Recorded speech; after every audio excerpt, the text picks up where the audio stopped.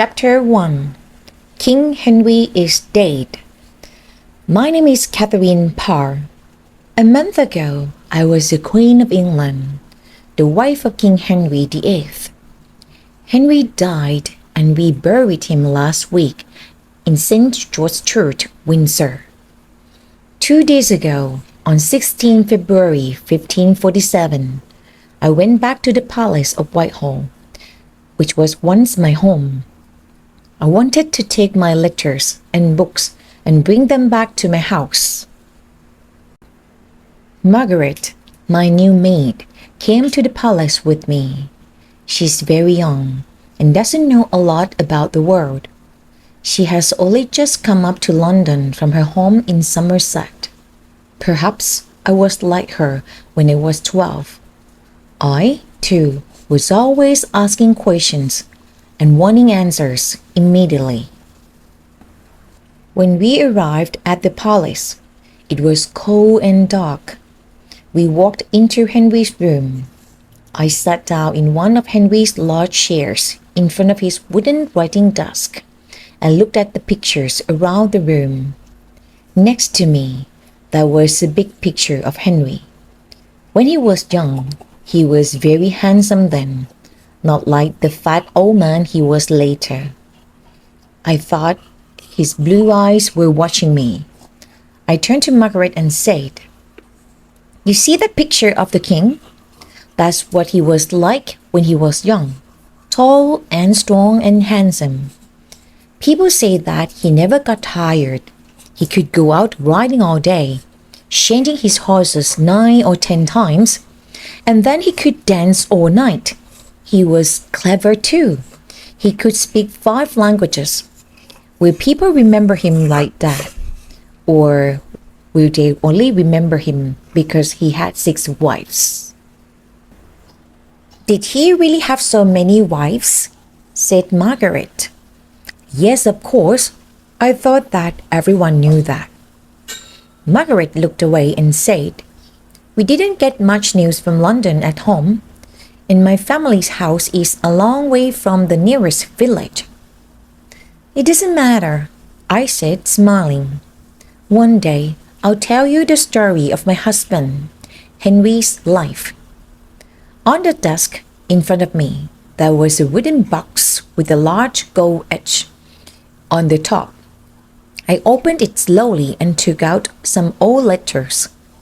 Each letter was in different writing, and some of them were old and yellow.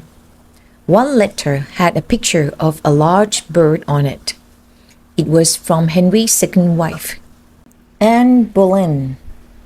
That's what the king was like when he was young, tall and strong and handsome.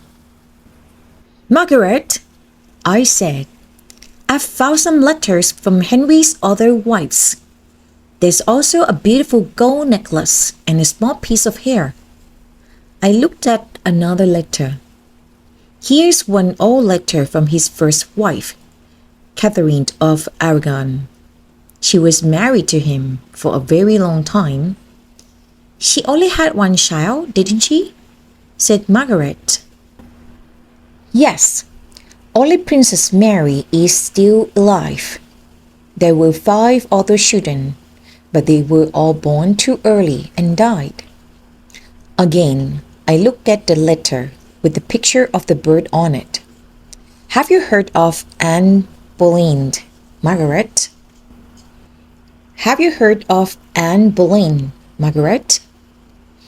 "Yes, my mother talked about her. She said she was a very bad woman." "Well, that's what some people say. Anne was the mother of Henry's second daughter, Princess Elizabeth.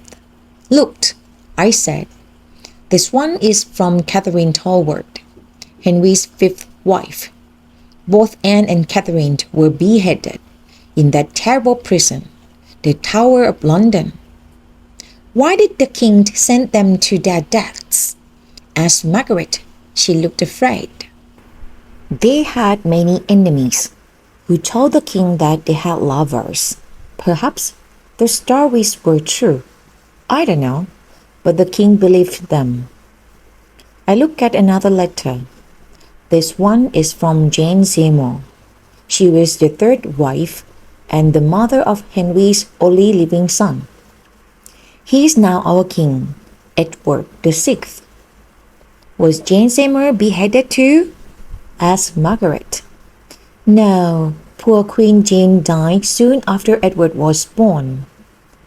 I looked at the last short letter.